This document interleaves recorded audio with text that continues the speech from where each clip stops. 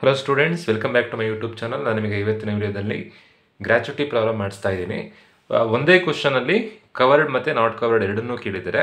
So ನೀವು covered problem ಮಾಡಬೇಕು, not ಕವರ್ಡನ್ನು ಮಾಡಬೇಕು. ಹೇಗೆ ಮಾಡಬೇಕು ಅಂತ ನೋಡೋಣ. ಕ್ವಶನ್ ಈ ಥರದಲ್ಲಿದೆ. Mister Shankar retired from service from Mysuru minerals limited. Shankar ಅನ್ನೋರು ಮೈಸೂರು ಮಿನರಲ್ಸಿಂದ ರಿಟೈರ್ಮೆಂಟ್ ಆಗ್ತಾ ಇದ್ದಾರೆ. ರಿಟೈರ್ಮೆಂಟ್ ಆಗಿದ್ದು ಯಾವಾಗ ಅಂತಂದರೆ 31 ಡಿಸೆಂಬರಲ್ಲಿ ರಿಟೈರ್ಮೆಂಟ್ ಆಗ್ತಾ ಇದ್ದಾರೆ.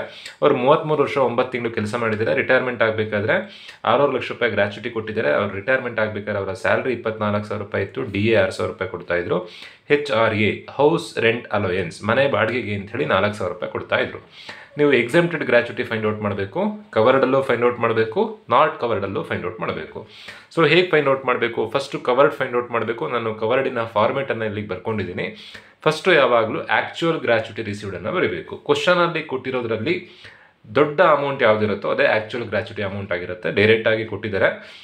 The company paid him gratuity of ₹6,50,000. ಕಂಪ್ನಿಲಿ ವರ್ಕ್ ಮಾಡಿದ್ದಕ್ಕೆ 6,50,000 ರೂಪಾಯಿ ಗ್ರ್ಯಾಚುಟಿ ಅಂತ ಹೇಳಿ ಮಾನಿಟರಿ ಬೆನಿಫಿಟ್ ಅಂದರೆ ದುಡ್ಡನ್ನು ಕೊಡ್ತಾ ಇದ್ದಾರೆ. Actual gratuity 6,50,000 less least of the following. Least of the ಫಾಲೋವಿಂಗಲ್ಲಿ first one actual gratuity received 6,50,000 ಅದೇ ಅಮೌಂಟನ್ನೇ ಬರೀಬೇಕು. ಸೆಕೆಂಡ್ ಒನ್ ಯಾವುದು? 15/26 into last salary. Last salary ಅಂತಂದರೆ ರಿಟೈರ್ಮೆಂಟ್ ಆಗಿರೋ ತಿಂಗಳ ಸಂಬಳ. ಯಾವ ತಿಂಗಳಲ್ಲಿ ರಿಟೈರ್ಮೆಂಟ್ ಆಗಿದ್ದಾನೋ ಆ ಒಂದು ತಿಂಗಳ ಸಂಬಳ ಬರೀಬೇಕು, 1 ವರ್ಷದ ಸಂಬಳ ಅಲ್ಲ. ಸಂಬಳಕ್ಕೆ 3 ಎಂಟ್ರಿಯನ್ನು ಕನ್ಸಿಡರ್ ಮಾಡಬೇಕು. 3 ಎಂಟ್ರಿ ಯಾವುದು ಅಂತಂದರೆ basic salary, dearness pay, dearness allowance. Basic salary ಅಂತಂದರೆ ಅವನ ಸಂಬಳ. ರಿಟೈರ್ಮೆಂಟ್ ಆಗಬೇಕಾದ್ರೆ ಅವನ ಸಂಬಳ 24,000 ಇತ್ತು. Salary 24,000 plus DP dearness pay ಅಂತ ಕ್ವಶನಲ್ಲಿ ಕೊಡಲಿಲ್ಲ, nil. Plus dearness allowance. Dearness allowance ಅಂತಂದರೆ ಇದು ಕೂಡ ಮಾನಿಟರಿ ಬೆನಿಫಿಟ್. ಕಾಸ್ಟ್ ಆಫ್ ಲಿವಿಂಗಿಗೆ ಅಂತಂದರೆ ಫ್ಯಾಮಿಲಿ ಮೇಂಟೆನೆನ್ಸಿಗೆ ಅಂತೇಳಿ ಅಮೌಂಟ್ ಕೊಡ್ತಾ ಇರ್ತಾರೆ. ಅವ್ನ ಜೀವನ ನಡೆಸೋದಕ್ಕೋಸ್ಕರ ದುಡ್ಡು ಕೊಡ್ತಾ ಇರ್ತಾರೆ. ಅದಕ್ಕೆ DA ಅಂತ ಅನ್ನೋದು. ಸೊ 24,000 ಪ್ಲಸ್ 6,000 ರೂಪಾಯಿ ಟೋಟಲ್ ಆಗಿ 30,000 ಆಯಿತು. ಕ್ವಶನಲ್ಲಿ HRE ಅಂತ ಕೊಟ್ಟಿದ್ದಾರೆ, ಹೌಸ್ ರೆಂಟ್ ಅಲೋಯನ್ಸ್ ಅಂತ. ಅದನ್ನು ಕನ್ಸಿಡರ್ ಮಾಡಲಿಕ್ಕಿಲ್ಲ. ಆ್ಯಸ್ ಪರ್ ಗ್ರ್ಯಾಚುಟಿ ಆ್ಯಕ್ಟ್ ಪ್ರಕಾರ ಸ್ಯಾಲ್ರಿ ಅಂತಂದರೆ 3 ಐಟಮ್ ಯಾವ್ದು ಅಂತಂದರೆ basic salary, dearness pay, dearness allowance. HRE consider ಮಾಡಲಿಕ್ಕಿಲ್ಲ. ಒಂದು ತಿಂಗಳ ಸ್ಯಾಲ್ರಿ ಬರೀಬೇಕು. ಅಲ್ಲಿಗೆ ಸ್ಯಾಲ್ರಿ 30,000 ಆಯಿತು. 15/26 ಏನಕ್ಕೆ ಅಂತ ನಾನು ನಿಮಗೆ ಪ್ರೀವಿಯಸ್ ಪ್ರಾಬ್ಲಮಲ್ಲಿ ಹೇಳಿದ್ದೆ. ತಿಂಗಳಲ್ಲಿ 30 ದಿನ, 4 ಸಂಡೇ ಬರುತ್ತೆ. ಸೊ 30ರಲ್ಲಿ 4 ಹೋದರೆ 26 ದಿನ, ಅರ್ಧ ತಿಂಗಳು ಸಂಬಳ ಕೊಡ್ತಾರೆ. ಸೊ ಗ್ರ್ಯಾಚುಟಿ ಅಂದರೆ ಏನು, ಗ್ರ್ಯಾಚುಟಿ ಬೆನಿಫಿಟ್ ಯಾವಾಗ ಸಿಗುತ್ತೆ ಎಲ್ಲದನ್ನು ನಾನು ನಿಮಗೆ ಫಸ್ಟ್ ವಿಡಿಯೋದಲ್ಲೇ ತಿಳಿಸಿದ್ದೀನಿ, ಮತ್ತೆ ಹೇಳಲಿಕ್ಕೆ ಹೋಗಲ್ಲ. 15/26 ಎಲ್ಲ ಪ್ರಾಬ್ಲಮಿಗೆ ಇದು ಫಾರ್ಮೇಟಲ್ಲಿರೋದು. ಎಲ್ಲ ಪ್ರಾಬ್ಲಮಿಗೂ 15/26 ಕವರ್ಡ್ ಆದರೆ ಇಂಟು ಲಾಸ್ಟ್ ಸ್ಯಾಲ್ರಿ ಅಂತಂದರೆ ಫೈಂಡ್ ಔಟ್ ಮಾಡ್ಕೊಂಡಿರೋಂಥ ಸ್ಯಾಲ್ರಿ 30,000 ಇಂಟು ಸರ್ವಿಸ್ ಪೀರಿಯಡ್ ಅಂತಂದರೆ ಎಷ್ಟು ವರ್ಷ ವರ್ಕ್ ಮಾಡಿದ್ದಾರೆ. 33 ವರ್ಷ 9 ತಿಂಗಳು ವರ್ಕ್ ಮಾಡಿದ್ದಾರೆ. 6 ತಿಂಗಳಿಗಿಂತ ಜಾಸ್ತಿ ವರ್ಕ್ ಮಾಡಿದರೆ ನೀವು ಮಂತನ್ನು ಗಮನಿಸಬೇಕು. ಮೋರ್ ದ್ಯಾನ್ 6 ಮಂತ್ಸ್ ಇದ್ದರೆ 1 ಇಯರನ್ನು ಆ್ಯಡ್ ಮಾಡಿ ಬರೀಬೇಕು. 33 years 9 months ಇದೆ, 34 ಮಾಡ್ಕೊಳ್ಬೇಕು. 33 years 5 months ಇದ್ದರೆ 33ನೇ ಬರೀಬೇಕು. 33 years 2 months ಇದ್ದರೂ 33ನೇ ಬರೀಬೇಕು. ಈವನ್ 6 months ಇದ್ದರೂ ಕೂಡ 33ನೇ ಬರೀಬೇಕು. ಮೋರ್ ದ್ಯಾನ್ 6 months ಇದ್ದರೆ ಮಾತ್ರ 1 ಇಯರನ್ನು ಆ್ಯಡ್ ಮಾಡಿ ಬರೀಬೇಕು. 33 + 1 34. ಸೊ ಇವಿಷ್ಟನ್ನು ಸಿಂಪ್ಲಿಫೈ ಮಾಡಿದಾಗ 15/26 into 30,000 into 34. The answer is 5,88,461. 461.5 ಬರುತ್ತೆ. ನಾನು ರೌಂಡ್ ಆಫ್ ಮಾಡಿ 5,88,462 ಬರ್ಕೊಳ್ತಾ ಇದ್ದೀನಿ. 5,88,462. ಮ್ಯಾಕ್ಸಿಮಮ್ ಲಿಮಿಟ್ ಎಲ್ಲ ಪ್ರಾಬ್ಲಮಿಗೆ ಮ್ಯಾಕ್ಸಿಮಮ್ ಲಿಮಿಟ್ ಇರೋದು 20 lakh. ಸೊ ಗ್ರ್ಯಾಚುಟಿ ತೊಗೊಳ್ಬೇಕಾದ್ರೆ ಮ್ಯಾಕ್ಸಿಮಮ್ ಲಿಮಿಟು 20 lakh. ಸೊ ಈ ಮೂರಲ್ಲಿ ಇದನ್ನ ಏನಕ್ಕೆ ಹೇಳಿದ್ದು ಅಂತಂದರೆ ನೆನ್ಪಿಟ್ಕೊಳ್ಬೇಕು, ಒಂದೊಂದಕ್ಕೆ ಒಂದೊಂದು ಮ್ಯಾಕ್ಸಿಮಮ್ ಲಿಮಿಟ್ ಬರುತ್ತೆ. ನೆಕ್ಸ್ಟು ಲೀವ್ ಸ್ಯಾಲ್ರಿ ಅನ್ನೊಂದು ಕಾನ್ಸೆಪ್ಟ್ ಬರುತ್ತೆ, ಅದಕ್ಕೆ ಮ್ಯಾಕ್ಸಿಮಮ್ ಲಿಮಿಟ್ ಬೇರೆ ಇರುತ್ತೆ. ಸೊ ಈ ಮ್ಯಾಕ್ಸಿಮಮ್ ಲಿಮಿಟ್ ಅನ್ನೋದನ್ನು ಕ್ವಶನಲ್ಲಿ ಕೊಟ್ಟಿರೋದಿಲ್ಲ. ಎಲ್ಲ ಪ್ರಾಬ್ಲಮಿಗೂ ಫಿಕ್ಸ್ಡ್ ಅಮೌಂಟ್. ಗ್ರ್ಯಾಚುಟಿ ಪ್ರಾಬ್ಲಮ್ ಮಾಡಬೇಕಾದ್ರೆ maximum limit 20 lakh. So less least of the following. Least of the following ಅಂತಂದರೆ ಈ ಮೂರರಲ್ಲಿ ಕಮ್ಮಿ ಇರೋದು ಯಾವುದು ಅಂತಂದರೆ 5,88,462. ಆ ಕಮ್ಮಿ ಇರೋದನ್ನು ಔಟರ್ ಕಾಲಮಿಗೆ ಬರ್ಕೊಳ್ಬೇಕು. ಕಮ್ಮಿ ಇರೋದು 5,88,462 ಔಟರ್ ಕಾಲಮಿಗೆ ಬರ್ಕೊಂಡು ಆ ನಂತರದಲ್ಲಿ ಲೆಸ್ ಕಳಿಬೇಕು. ಕಳೆದಾಗ ಏನು ಆನ್ಸರ್ ಬರುತ್ತೆ? 61,538 ಆನ್ಸರ್ ಬರುತ್ತೆ. ಇದು ಟ್ಯಾಕ್ಸಬಲ್ ಗ್ರ್ಯಾಚುಟಿ. ಅಂದರೆ 6,50,000 ರೂಪಾಯಿ ಗ್ರ್ಯಾಚುಟಿ ಸಿಕ್ಕಿತ್ತು.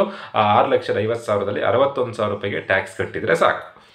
ಇನ್ನು ಉಳಿದಿರುವಂಥ ಅಮೌಂಟಿಗೆ ಟ್ಯಾಕ್ಸ್ ಕಟ್ಟೋದು ಬೇಡ. ಕ್ವಶನಲ್ಲಿ ಏನು ಫೈಂಡ್ ಔಟ್ ಮಾಡ್ಲಿಕ್ಕೆ ಕೊಟ್ಟಿದ್ದಾರೆ, find out the exempted gratuity. Taxable gratuity ಅಂತ ಕೇಳಿದ್ರೆ ಇಲ್ಲಿ ಬಂದಿರುವಂಥ ಫೈನಲ್ ಆನ್ಸರೇ taxable gratuity.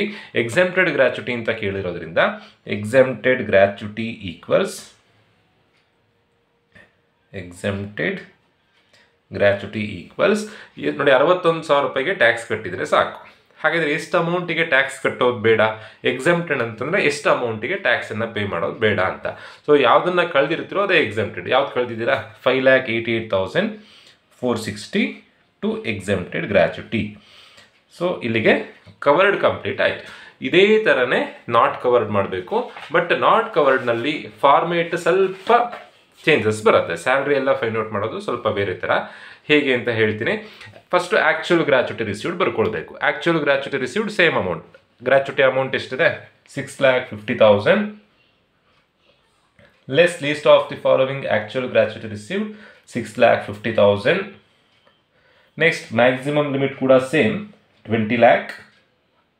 Next half into average salary into service period. ಇಲ್ಲಿ ಆವ್ರೇಜ್ ಸ್ಯಾಲ್ರಿ ಅಂತಂದರೆ ಯಾವ ತಿಂಗಳಲ್ಲಿ ರಿಟೈರ್ಮೆಂಟ್ ಆಗಿರುತ್ತಾನೋ ಆ ತಿಂಗಳು ಬಿಟ್ಟು ಹಿಂದಿನ 10 ತಿಂಗಳ ಸಂಬಳವನ್ನು ಆವ್ರೇಜ್ ಮಾಡಬೇಕು. ಸೊ ನೀವು ಇಲ್ಲಿ ಈಗ ಫೈಂಡ್ ಔಟ್ ಮಾಡ್ಕೊಳ್ಬೇಕಾಗಿರೋದು 10 month ಸ್ಯಾಲ್ರಿ. 1 month ಸ್ಯಾಲ್ರಿ ನೀವು ಕವರ್ಡಲ್ಲಿ 1 month ಸ್ಯಾಲ್ರಿ ಫೈಂಡ್ ಔಟ್ ಮಾಡ್ಕೊಂಡಿದ್ರಿ. ಬಟ್ ಇಲ್ಲಿಗ 10 month ಸ್ಯಾಲ್ರಿಯನ್ನು ಫೈಂಡ್ ಔಟ್ ಮಾಡ್ಕೊಳ್ಬೇಕು. ಫಸ್ಟು ಬೇಸಿಕ್ ಸ್ಯಾಲ್ರಿ ಎಷ್ಟಿದೆ, 24,000 ಇದೆ. 10 ತಿಂಗಳಿಗೆ ಎಷ್ಟಾಗುತ್ತೆ, 24,000 ಇಂಟು 10 month ಸ್ಯಾಲ್ರಿ ಎಷ್ಟಾಗುತ್ತೆ, 2,40,000 ಆಗುತ್ತೆ. ದೆನ್ ಡಿಯರ್ನೆಸ್ ಪೇ ಕ್ವಶನಲ್ಲಿ ಕೊಡಲಿಲ್ಲ. ಡಿಯರ್ನೆಸ್ ಅಲೋಯನ್ಸ್ ಕ್ವಶನಲ್ಲಿ ಕೊಟ್ಟಿದ್ದಾರೆ.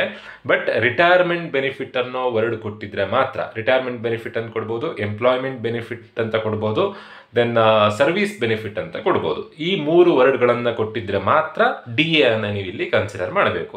ಆ 3 ವರ್ಡ್ಗಳನ್ನು ಕೊಡಲಿಲ್ಲ ಅಂತಂದರೆ ಡಿ ಎ ಕನ್ಸಿಡರ್ ಮಾಡೋದು ಬೇಡ. ಕವರ್ಡಲ್ಲಿ ಡಿ ಎ ಡೈರೆಕ್ಟಾಗಿ ಕನ್ಸಿಡರ್ ಮಾಡಬೇಕು. ರಿಟೈರ್ಮೆಂಟ್ ಬೆನಿಫಿಟ್ ಅಂತ ಕೊಡದೇ ಇರಲಿ ಕನ್ಸಿಡರ್ ಮಾಡಬೇಕು. ಬಟ್ ನಾಟ್ ಕವರ್ಡಲ್ಲಿ ರಿಟೈರ್ಮೆಂಟ್ ಬೆನಿಫಿಟ್ ಅನ್ನೋ ವರ್ಡ್ ಕೊಟ್ಟಿದ್ದರೆ ಮಾತ್ರ ಕನ್ಸಿಡರ್ ಮಾಡಬೇಕು.